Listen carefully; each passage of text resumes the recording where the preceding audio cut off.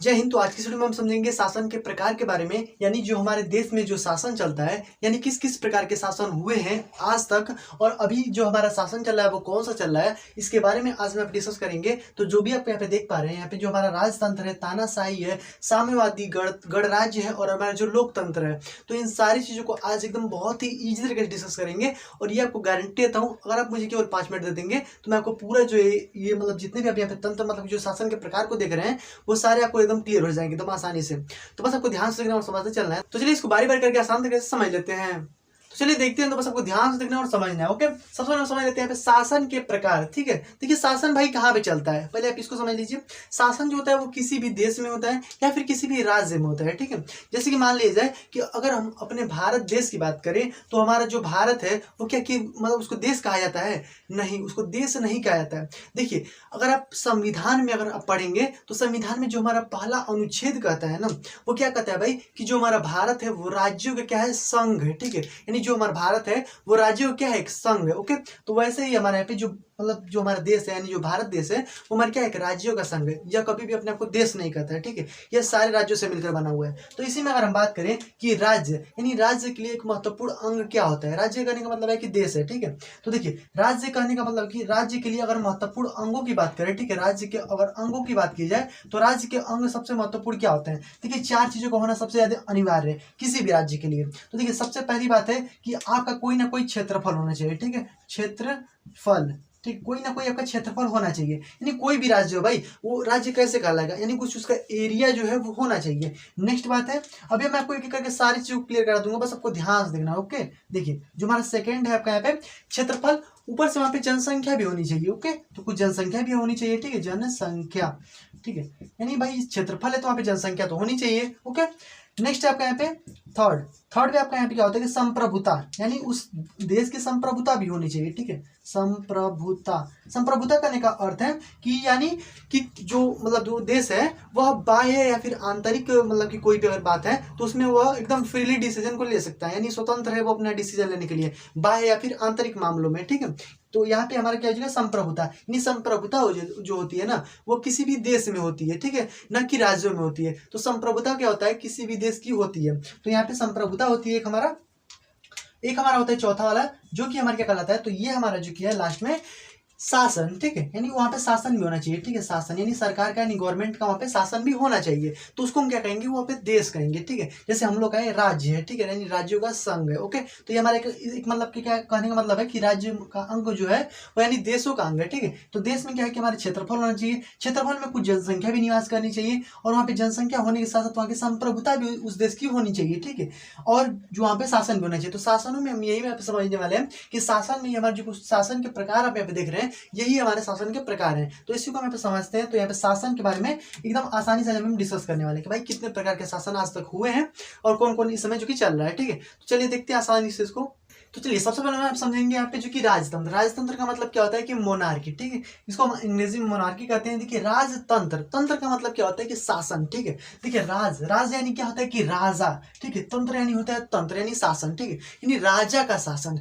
तो यहाँ पे अगर हम बात कर दी जाए इसके एग्जाम्पल में, यानी जहाँ पे राजा का शासन होता है उसको क्या बोलते हैं, तो राजतंत्र बोलेंगे, या फिर राजा हो जाए या फिर रानी हो जाए। ठीक है, दोनों में से किसी का अगर शासन चल रहा है तो हमारा राजतंत्र कहलाएगा। ओके, तो यहाँ पे अगर मान लीजिए एग्जाम्पल में भाई कौन सा हो जाएगा, तो ये हमारा ब्रिटेन हो जाएगा, यानी यूके को मान लीजिए। वहाँ पे क्या होता है कि महारानी का शासन चलता है, पहले राजा का चलता था, अब उसको हटा करके यहाँ पे महारानी का केवल शासन चलता है। ओके, तो उसी प्रकार से अरब में मान लीजिए। ठीक है, अरब में अभी भी आप देखेंगे तो वहाँ पे कई जो ऐसे देश है जहाँ पे राजा का भी शासन चलता है। ओके, तो ये हमारा क्या कहलाता है, तो ये हमारा राजतंत्र कहलाता है, यानी जहाँ पर जो सत्ता होती है या फिर जो शासन करता है वहां पे राजा या फिर रानी करती है। तो इसको क्या बोलते हैं यहाँ पे हम जो कि राजतंत्र के नाम से जानते हैं। ठीक है, तो हमारा राजतंत्र कहलाता है।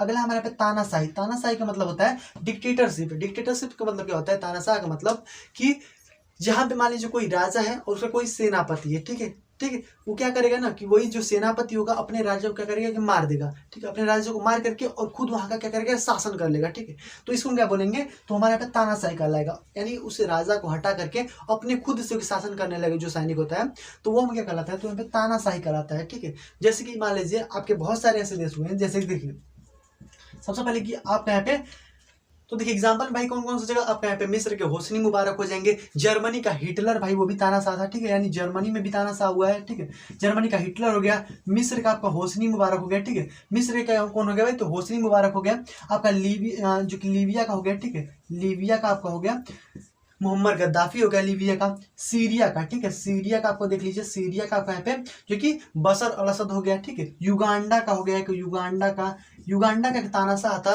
ईदी अमीन, ठीक है, वो बहुत ज्यादा खतरनाक था भाई, कहा जाता है ऐसा ना कि वह इंसानों का मांस खाता था, और बताइए भाई इतना खतरनाक था। अब जैसे कि यहाँ पे पिक्चर को भी देख सकते हैं, यही है भाई ईदी अमीन, इंसानों का मांस खाया जाता था, मैंने बताइए भाई। तो ये हमारे जो कि कुछ तानाशाह रहे हैं, और इन्हीं तानाशाहों का अंत जो है ना वो कहाँ से हुआ है, तो देखिए एक हमारा मतलब कि जो अल्जीरिया है उसी के ऊपर में हमारा ट्यूनीसिया है, तो ट्यूनीसिया में क्या हुआ था ना, एक बार जो मतलब मिलिट्री वाले थे जो वहाँ पे चूंकि तानाशाही चल रहा था, तो जो मिलिट्री वाले थे जो सैनिक थे वहाँ के जाके एक मतलब एक व्यक्ति थे उनके पास में जा करके वहाँ पे कुछ खा लेते थे, और खाने के बाद उनको पैसा भी नहीं देते थे, ठीक है, और कुछ सामान भी लेकर के चले जाते थे, जिससे उनका बहुत ज़्यादा मतलब घाटा होता था, ओके, और कई बार जाते थे तो भाई उनका मतलब ठेला ही ढा देते थे, ठीक है। तो इस तरह से इतना ज़्यादा मतलब कि उन पर अत्याचार किया गया ना कि उन्होंने क्या किया कि चौराहे पर आकर के और वहाँ पर अपने मतलब ऊपर जो कि मिट्टी का तेल छिड़क करके और अपने आप को आग लगा लिया, जिससे वहाँ की जनता जो है वो इतनी ज़्यादा भड़क गई, ट्यूनीसिया की जनता, कि वहाँ पे मतलब मिलिट्री के खिलाफ यानी सैनिकों के खिलाफ विद्रोह कर दी, और इतना न मारा, एकदम मार भगाया सबको, एकदम जितने भी तानाशाह थे वहाँ पे मार भगाया। तो ट्यूनीसिया से क्या हुआ कि अरब क्रांति की शुरुआत हुई, ठीक है। तो आपसे पूछ सकता है अरब स्प्रिंग की शुरुआत जो है वो कहाँ से हुई थी, ट्यूनीसिया से ही हुई थी, यानी ट्यूनीसिया से ही जो मतलब तानाशाही है वो खत्म होनी स्टार्ट हो गई, ठीक है। तो ट्यूनीसिया से आपसे क्वेश्चन पूछ सकता है कि कहाँ से अरब क्रांति या फिर अरब स्प्रिंग की शुरुआत हुई, तो ट्यूनीसिया से हुई, ठीक है। तो ट्यूनीसिया से लोग मार के भगा दिए, फिर से लीबिया से भी भगा दिए, फिर मिस्र से भगा दिए, इसी प्रकार से भगाते भगाते सबको जो कि तानाशाह को मतलब खत्म कर दिया गया, ओके। तो ये कुछ यहाँ पे तानाशाही था। आगे हमारा साम्यवादी करने का मतलब क्या है, अब देख लीजिए एग्जाम्पल में चीन को, ठीक है, चीन को आप देख लीजिए एग्जाम्पल में, जैसे कि चीन है, ठीक है। तो चीन में क्या है मतलब कि साम्यवादी है, साम्यवादी का मतलब होता है कम्युनिस्ट, कम्युनिस्ट का मतलब क्या होता है कि जहाँ पर केवल वन पार्टी का शासन होता है। अगर हम बात कर ली जाए अभी इस समय प्रेजेंट में देखेंगे भारत में, तो आपके यहाँ पे बहुत सारे पार्टियों का शासन चलता है, बीजेपी है, कांग्रेस है, अब उसी में यहाँ पे आरजेडी है, आपका बीआईपी है, हम है, ठीक है। तो इस प्रकार से बहुत सारे जो कि पार्टियां अलग अलग हैं। तो इसी प्रकार से ये जो साम्यवादी होता है ना वो वहाँ पे केवल एक ही पार्टी होगा, और वो केवल जो बोल देगा वही आपको करना पड़ेगा, ठीक है। यानी एक पार्टी यानी वन पार्टी डिसीजन यहाँ पे चलता है, कहाँ पे, तो साम्यवादी में। साम्यवादी भाई कौन सा है, तो हमारा चीन है, एक हमारा जो कि साम्यवादी कौन सा है, तो भाई चीन है, याद रखिएगा। यहाँ पे वन पार्टी चलता है, जो वो पार्टी बोल देगी वही उसी प्रकार से शासन भी किया जाएगा, वही जो कि चलेगा भाई, ठीक है। आगे बढ़ते हैं, आगे आपको यहाँ पे देखने को मिल रहा है, ये हमारा भाई कौन सा है, तो हमारा जो कि गणराज्य है। गणराज्य का मतलब होता है रिपब्लिक। रिपब्लिक देखिए क्या होता है कि यहाँ पर जैसे कि मान लीजिए कि जो देश होता है या फिर राष्ट्र होता है, ठीक है, देश या फिर राष्ट्र पर जो शासन के प्रमुख का जो चुनाव होता है वो अप्रत्यक्ष रूप से होता है, ठीक है। यहाँ पे लिख देते हैं हम शासन के प्रमुख का चुनाव, ठीक है, सॉरी यहाँ पर हम जो कि देश के, ठीक है, देश के प्रमुख, ठीक है, देश के प्रमुख का चुनाव देश के प्रमुख का चुनाव जो होता है वो अप्रत्यक्ष रूप से होता है, ठीक है, अप्रत्यक्ष रूप से। जैसे कि मान लीजिए राष्ट्रपति, ठीक है, राष्ट्रपति हम लोग के देश में भाई राष्ट्रपति हैं, ठीक है। तो हमारा यहाँ पे जो देश है वो गणराज्य है, यानी जहाँ पर देश के प्रमुख का चुनाव, ठीक है, यानी जो सबसे ऊपर हो, ठीक है, उनका अप्रत्यक्ष रूप से होता है, यानी उनको जनता नहीं चुनती है। जैसे कि हमारे यहाँ पे राष्ट्रपति हैं। आप अगर संविधान की प्रस्तावना को पढ़ेंगे ना तो प्रस्तावना में भी कहा गया है कि हम भारत के लोग भारत को एक संपूर्ण संप्रभुत्व समाजवादी पंथ निरपेक्ष लोकतंत्रात्मक गणराज्य बनाने के लिए, ठीक है। तो लोकतंत्रात्मक भी हमारा राज्य मतलब कि जो देश है, और गणराज्य भी है, यानी हमारे यहाँ जो कि राष्ट्रपति भी शासन करते हैं, और यहाँ पे जो लोकतंत्र है यहाँ पर क्या होता है कि शासन के प्रमुख का चुनाव, ठीक है। शासन यानी जो शासन कर रहा है, चूंकि ये तो देश पे है, ये प्रमुख है, सबसे ऊपर है, ठीक है, लेकिन जो शासन हमारे ऊपर कर रहा है कौन वही करता है, तो शासन के प्रमुख का चुनाव, ठीक है, प्रमुख का चुनाव, ठीक है। शासन के प्रमुख का चुनाव जो होता है वो क्या होता है कि प्रत्यक्ष रूप से होता है, ठीक है, प्रत्यक्ष रूप से। तो इसको क्या बोलेंगे, तो ये हमारे क्या कहलाता है, तो जैसे कि यहाँ पे मान लीजिए एग्जांपल में यहाँ पे हमारे जो कि राष्ट्रपति थे, यहाँ पे एग्जांपल में मान लीजिए हमारे पीएम, ठीक है।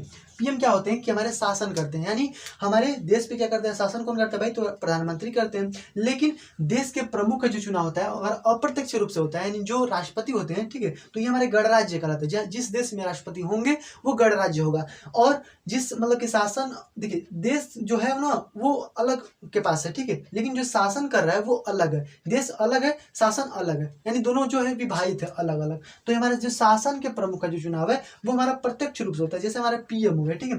तो ये हमारा लोकतंत्र कहलाता है, ठीक है। तो आप याद रखिएगा इसको कि देश के अगर प्रमुख का चुनाव बोलेगा तो देश के प्रमुख का चुनाव जो होता है वो अगर अप्रत्यक्ष रूप से होता है तो उसको हम बोलते हैं जो कि गणराज्य।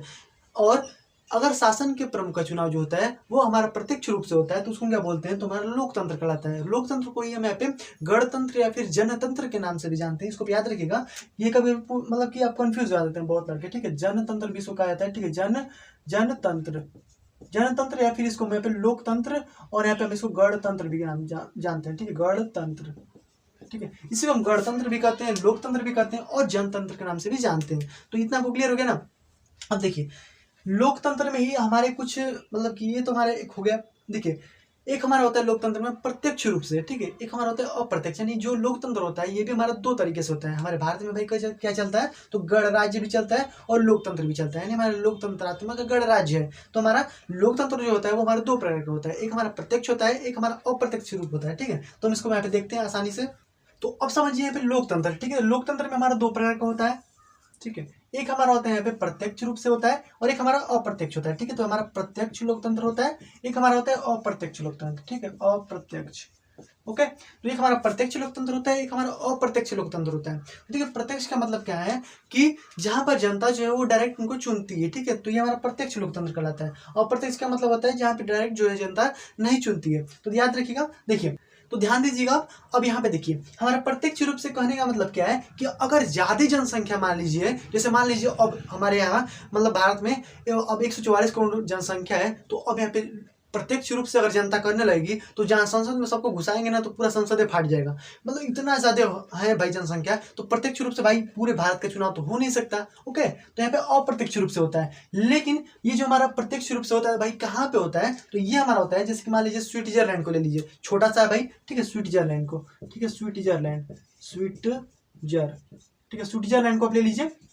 यहाँ पे क्या होता है कि जो जनता है उनको प्रत्यक्ष रूप से चुनती है। और यहाँ पे आप देखेंगे ना तो सारे बैंक जो हैं वो एकदम स्विस बैंक है, ठीक है, स्विस बैंक, सारे बैंक के स्विस है एकदम, सभी बैंक आप देखेंगे सब बैंक क्या कराएगा वहाँ पे स्विस बैंक ही कहलाएगा। और जैसे मान लीजिए तो यहाँ पे क्या होता है कि ये जो स्विट्जरलैंड होता है ना, यहाँ पे जो शासन मतलब कि जो शासन करता है तो वहाँ पे शासन जो करता है जो भी, तो उसका कार्यकाल जो होता है वो केवल 1 वर्ष के लिए होता है। 1 वर्ष के बाद जो है वो दूसरा शासन करने लगेगा, ठीक है। तो यानी 1 वर्ष के लिए होता है। तो स्विट्जरलैंड आप यहाँ पे एग्जाम्पल में देख लीजिए सबसे छोटा है, यहाँ पे प्रत्यक्ष रूप से जो कि शासन होता है, ठीक है। अब देख लीजिए भारत में भाई कैसे होगा, तो भारत में भी होता है लेकिन अब देखिए पंचायतों में, ठीक है, पंचायतों में, ठीक है, पंचायतों में देख लीजिए। पंचायत में क्या होता है कि एक मुखिया रहेंगे, ठीक है, मुखिया के ऊपर पंच रहेंगे, पंच के ऊपर सरपंच रहेंगे। तो मान लीजिए मुखिया कोई, तो मुखिया क्या करेंगे कि अगर मतलब कि कोई भी अगर उनको का सुनना होता है कार्रवाई को, तो क्या करते हैं कि एक मतलब खटिया वटिया बिछा लेंगे अपनी मतलब खटिया पे या फिर चौकी पे बैठ जाएंगे, और जो रहेगा जनता वो क्या करेगी मतलब कोई भी चटाई वटाई बिछा के बैठ जाती है, ठीक है। तो वहाँ पे क्या होता है कि वहाँ पे डायरेक्ट आमने सामने बोलेंगे कि हाँ भाई तुम्हारा क्या हुआ था, तुम्हारे मार के वो कपार फाड़ दिया था। तो मतलब ऐसा ऐसा मतलब कि उनका जो भी सुनेंगे, ठीक है, वो सुनते हैं लोग। तो यहाँ क्या होता है कि वो मतलब आमने सामने एकदम प्रत्यक्ष रूप से होता है, ठीक है। तो हमारे भारत में कहाँ पे होता है, तो पंचायतों में देखने को ये मिलता है। और स्विट्जरलैंड में क्या होता है कि अब डायरेक्ट आप देख लीजिए वो छोटा सा है, ठीक है, वहाँ पे स्विस सब बैंक में स्विस है, ठीक है। तो देखिए आगे हम देख लेते हैं अप्रत्यक्ष रूप से। तो अप्रत्यक्ष रूप में हमारा 2 तरीके से होता है। देखिए अप्रत्यक्ष रूप में चूंकि इसमें कम जनसंख्या थी, अप्रत्यक्ष रूप में ज्यादा जनसंख्या होती है। इसमें क्या होता है ना कि चूंकि हमारा एक मतलब 144 करोड़ जनसंख्या है, तो इसमें क्या होता है कि जो मतलब चुनाव करेगा 10 लाख पर एक सांसद होता है, ठीक है। यानी 10 लाख पर क्या होता है, 10 लाख पर एक सांसद को बैठा दिया जाता है, ठीक है। एक सांसद को क्या कहता है कि बैठा दिया जाता है कि भाई 10 लाख को तुम्हें मतलब संभाल लो, 10 लाख को तुम संभाल लो। अलग अलग सांसद या फिर मंत्री जो कि उन्हीं को मंत्री कहा जाता है, सांसद जो होते हैं जो हमारे लोकसभा में बैठते हैं। तो यहाँ पे 10-10 लाख जो कि दे दिया जाता है कि आप एक सांसद को 10 लाख, एक सांसद को 10 लाख, आप इतने को संभालिए, आप इतने को संभालिए। तो अलग अलग जो कि सांसद होते हैं, तो यानी 10 लाख पर एक सांसद को बैठा दिया जाता है। तो यहाँ पे अप्रत्यक्ष रूप से चुनाव होता है, ठीक है। और देखिए तो यहाँ पे 10 लाख हो गया।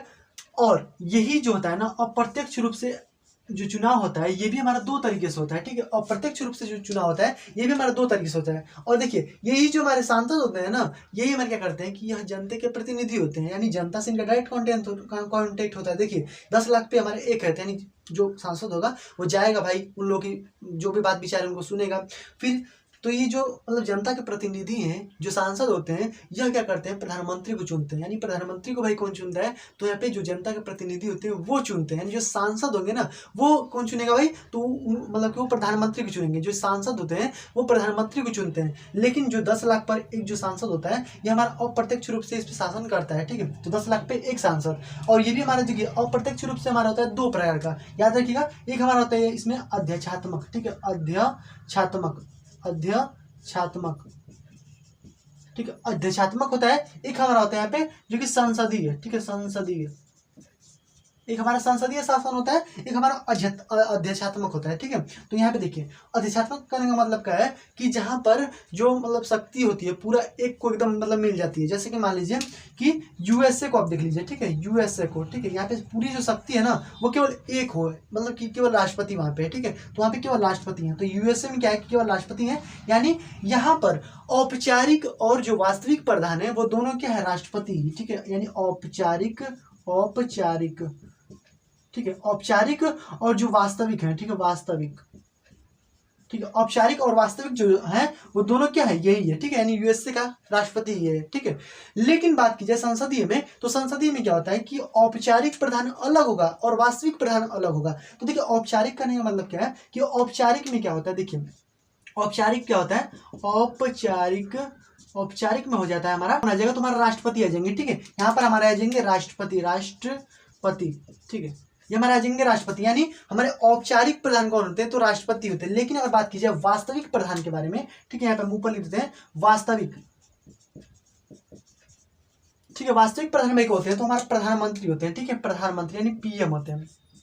तो हमारे यानी जो मतलब संसदीय, अगर हम लोग के यहाँ कौन व्यवस्था चलती है, संसदीय शासन व्यवस्था चलती है। तो हमारे यहाँ पे जो प्रधानमंत्री भी होते हैं और राष्ट्रपति भी होते हैं। यानी जो वास्तविक प्रधान होगा वो प्रधानमंत्री होगा, लेकिन औपचारिक रूप से भाई कौन होगा, तो हमारे राष्ट्रपति होंगे। लेकिन वही अध्यक्षात्मक में क्या होता है हमारे यहाँ पे, केवल और केवल मतलब जो भी औपचारिक और वास्तविक जो दोनों प्रधान होगा वो हमारे केवल एक के पास होगा। जैसे कि हमारा यूएसए हो गया, और इसमें हमारा संसदीय में कौन सा होगा, तो हमारा भारत को ही देख लीजिए, ठीक है। यहाँ पे दोनों शासन व्यवस्था चलती है, यानी पीएम भी यहाँ पे है और राष्ट्रपति भी है, ठीक है। तो क्लियर हो गया ना। यानी औपचारिक और जो हमारा वास्तविक प्रधान करने का मतलब क्या है कि औपचारिक, यानी देखिए कोनो भी राष्ट्रपति काम करेंगे ना तो पूछेंगे किससे, प्रधानमंत्री से पूछेंगे कि देखिए हम ये काम करने जा रहे हैं, क्या हम इसमें आपको सहमति है, हम काम को कर सकते हैं। तो भाई तो जो प्रधानमंत्री हैं कहेंगे कि हाँ भाई कर सकते हैं, ठीक है, ये जो कि लोग के लिए सही है, ठीक है। तो यानी पूछेंगे किससे, तो पूछेंगे प्रधानमंत्री से। यानी कोई भी कार्य को करेंगे ना तो प्रधानमंत्री की सलाह पर ही वो करते हैं, ठीक है। तो यहाँ पे क्या हो गया हमारा, जो कि ये हमारे क्या हो गया, तो हमारे जो कि औपचारिक में हमारे राष्ट्रपति हो जाएंगे और ये हमारे वास्तविक में कौन हो जाएगा, तो पीएम हो जाएगा। यानी पीएम जो है उनकी चाबी है, ठीक है।